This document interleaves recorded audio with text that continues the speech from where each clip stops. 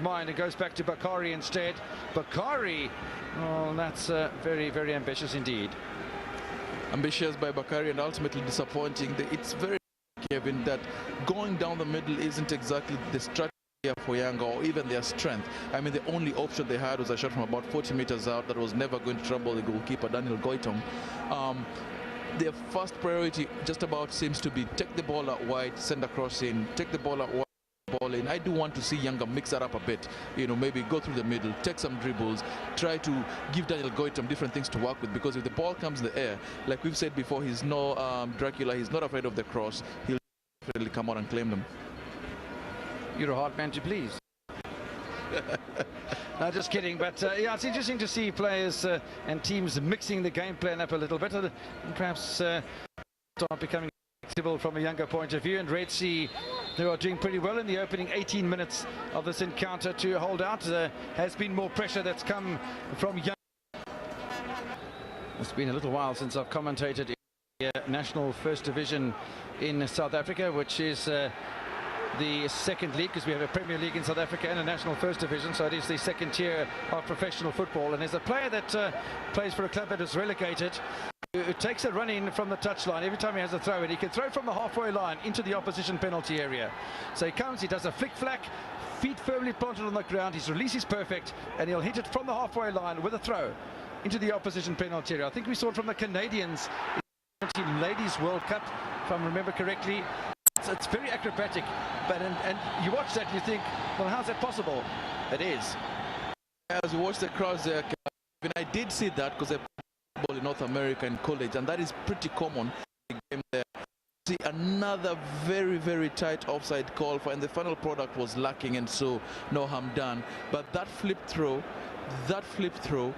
is the next evolution of soccer, Kevin. Watch the space. Well, it's interesting to see just how many evolutions we are seeing in the game of football, and evolution is exactly what it is. It's bound to continue over the next little while. It's fantastic to see how the game has not stood still. One could argue about the points that we were making yesterday about goalmouth technology.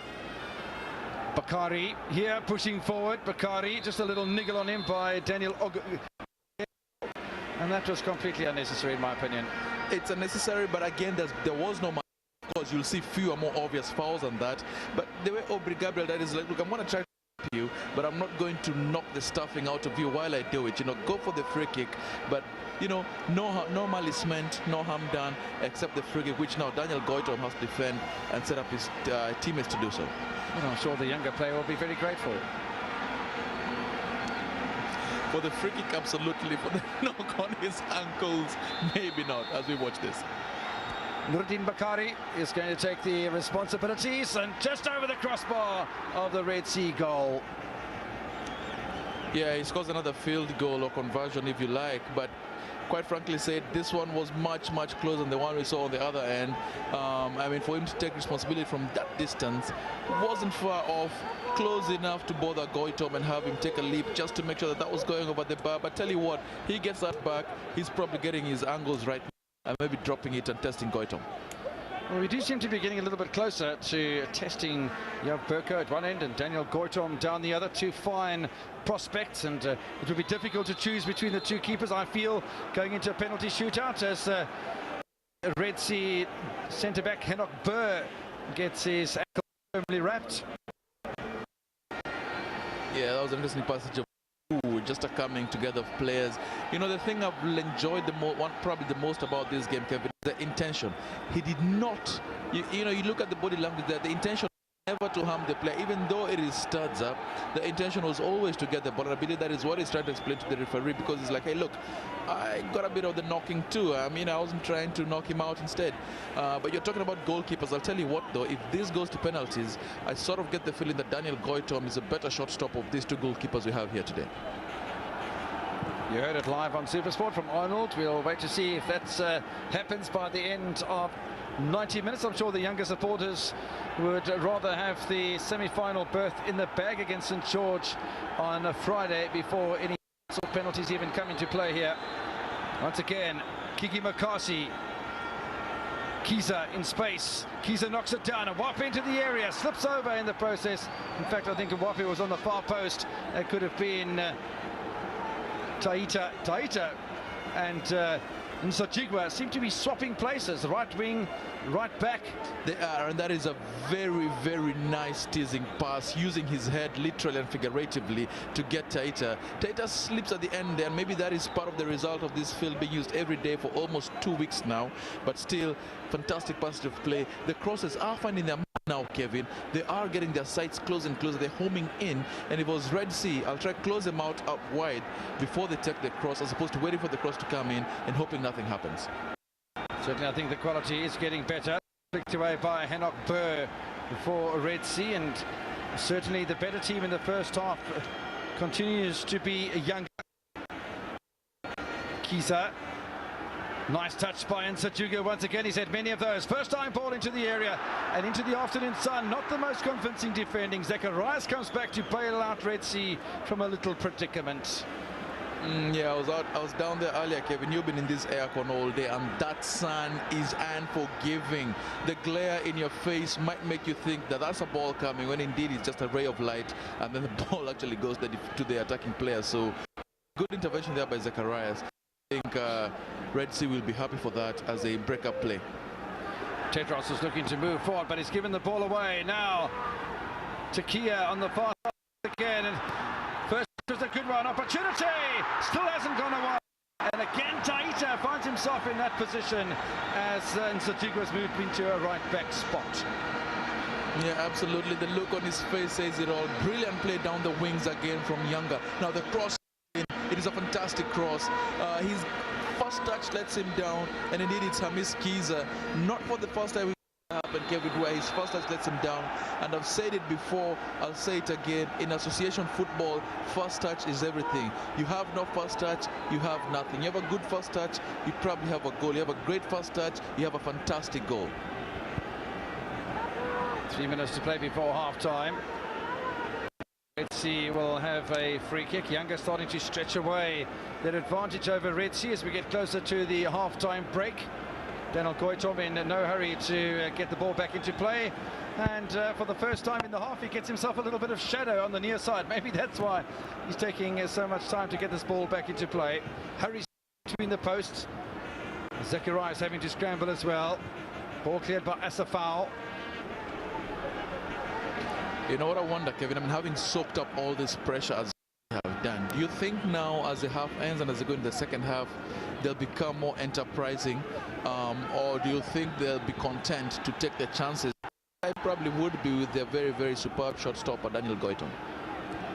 No, I definitely think that they're going to start taking their chances, without a doubt. I think that the first half, I don't think either side will be disappointed to go into half-time at 0-0, although Yanga missed a couple of opportunities. Red Sea have found their lone striker and captain Biniman Fisimai caught offside a couple of times in the match so far. He's got 2 goals to in the tournament so far, but I think the Red Sea hasn't been as penetrating as what we've seen from Yanga so far, and they'll continue with the Rashid Gumbo. Now Oscar Joshua again. It's Kigi Makasi from that side. It's a slow build-up. Bakari through the middle, looking for the return pass. Bakari hammered away by Henok Burr. Still a minute to play before stoppage to consideration by Sylvester Kirwa, the Kenyan match referee, who hasn't had to go to the pocket for any reason whatsoever during the first 44 minutes of the game.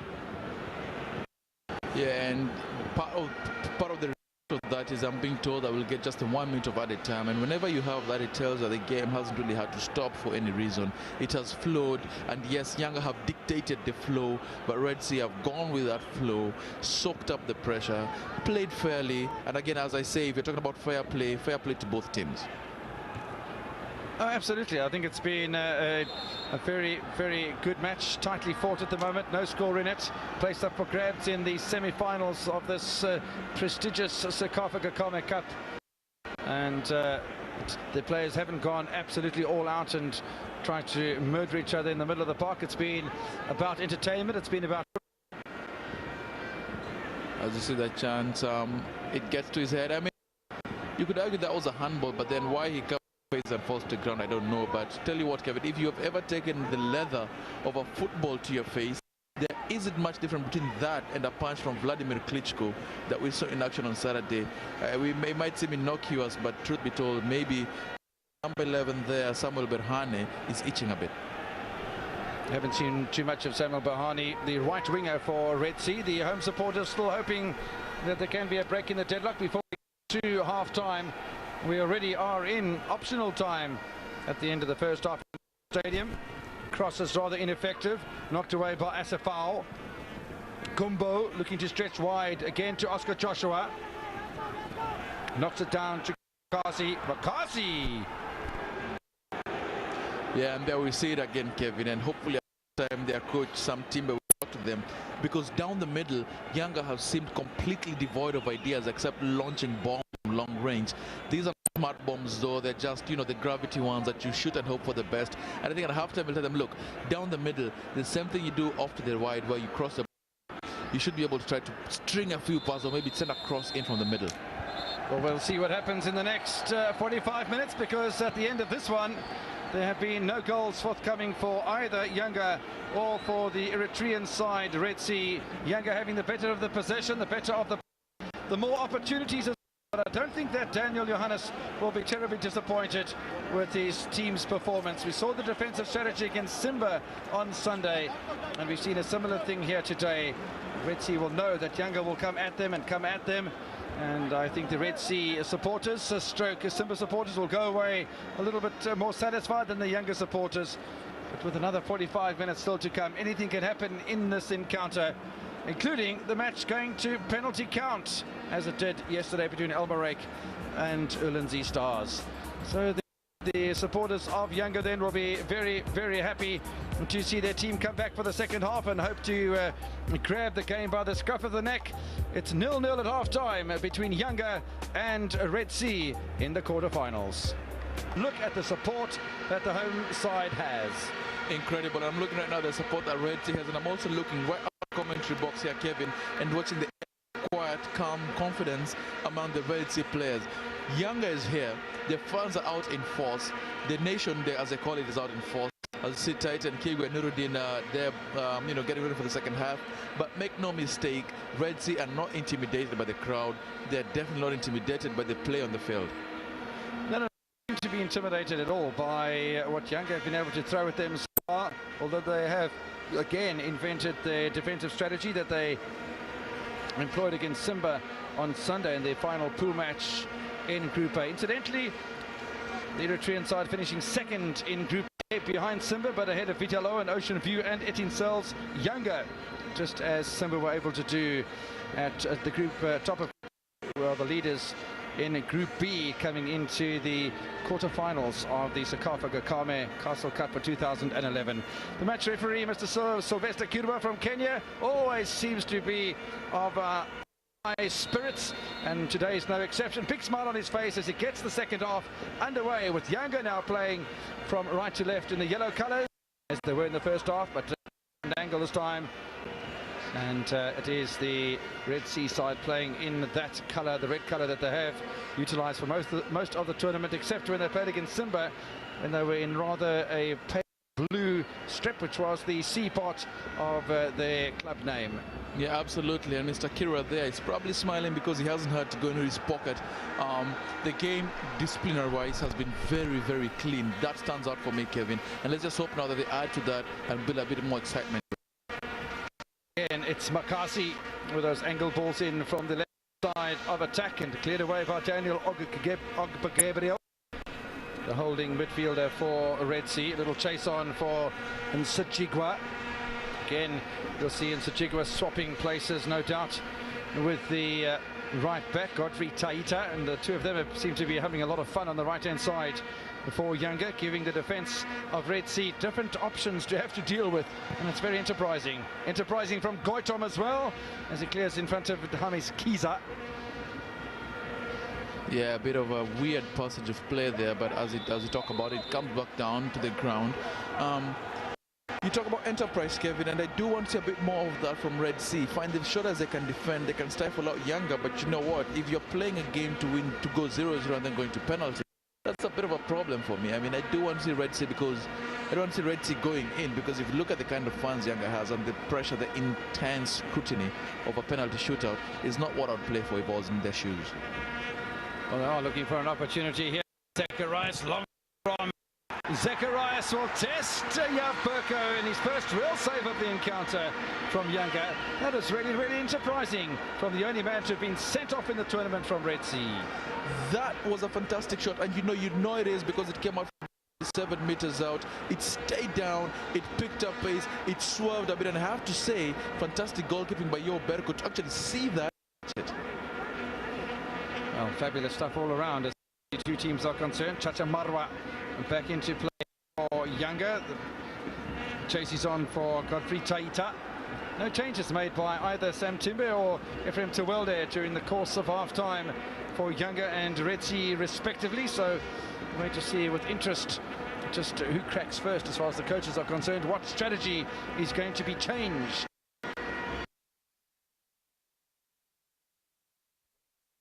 In the first half, and what we forget a lot of times is until about 30 years ago, you didn't really change players unless it was an injury. I agree with that. You don't fix something that isn't broken. Neither team has been particularly bad or needed changes in any kind of section on the field. The previous match between St George and Vitalo, the first quarter-final of the day, quarter-final number 3. If you missed it, St George beating Vitalo by 2-0. They had a player sent off to Vitalo. He was sent off for 2 yellow cards in the match, and Godwin scored before half-time. Saeed after half-time for his 6th goal of the competition. St George beating Vitalo by 2-0, and once they were 2-0, then they started the changes. We could see a similar thing in this encounter. Shot from Kasi is wide, but he was way off balance anyway. He was, and that early match you have to admit, Kevin, that they took off Sule Mutavu and Salahadin Said, who are their 2 most impressive players, almost certainly with one eye in the semi-finals, and the team they'll meet in the semi-finals is one of these two now.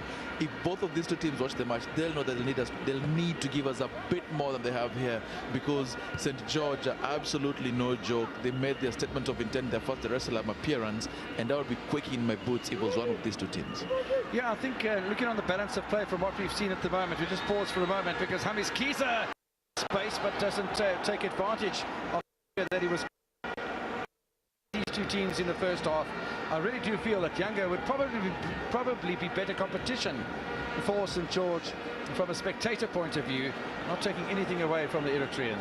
I wonder about that though, Kevin, because Yanga have seemed to be open at the back, and they do attack a lot, and against a team like St George, if you leave those spaces and leave those guys, watch Daniel Goitom go, then St George is a kind of exploit you. It will make for a very, very interesting semi-final, I have to say, for an Eritrean team to come up against an Ethiopian team. That would be a cracker. Yeah, I think as far as that's concerned, it would be absolutely awesome. And there's a big bundling challenge in the middle of the park on the back of Abram Tedros, who, because of the rather defensive strategy from Red Sea today, we've seen very little of. He normally plays as almost a second striker, because Binyam Fisimai is playing as a lone striker, and Tedros plays just behind him as an attacking midfielder come second knockdown striker. And well, he got himself a little roughed up. We will have this free kick taken by Isaias Tekle, the left back. Surely he isn't going for target from here, Kevin. Do you think he is? Yes. And as the old football saying goes, that was high and wide and nowhere near handsome. He should have played a pass or played a cross. And as it is, all he did was give the ball right back to Yanga to defense. Place a question mark on the tactics coming from the bench of the coach of Red Sea currently. This is Davison Wape doing a bit of carrying, which we haven't seen from the big Zambian, but looking for the return pass, and it's away by Jakob Tekie. Yeah, and as we said earlier in the first half, Red Sea have shown us they can defend, but the creativity in football isn't so much in the defending as it is in attacking. I mean, goals are the heart and soul of football, and I want to see a bit more enterprise from them as they go forward. I want to call out Jacob Emmanuel and see him participate more. He is, as it turns out, on a bit of a vacation. I wonder if he's still on the field or if he's been without our knowledge or the director's knowledge or anybody else's knowledge. Nice little run just earlier from Nsachikwa. The ball's come down the left-hand side now with Oscar Joshua. First time ball in the area. It's gone a little. The head still perpetrated from there.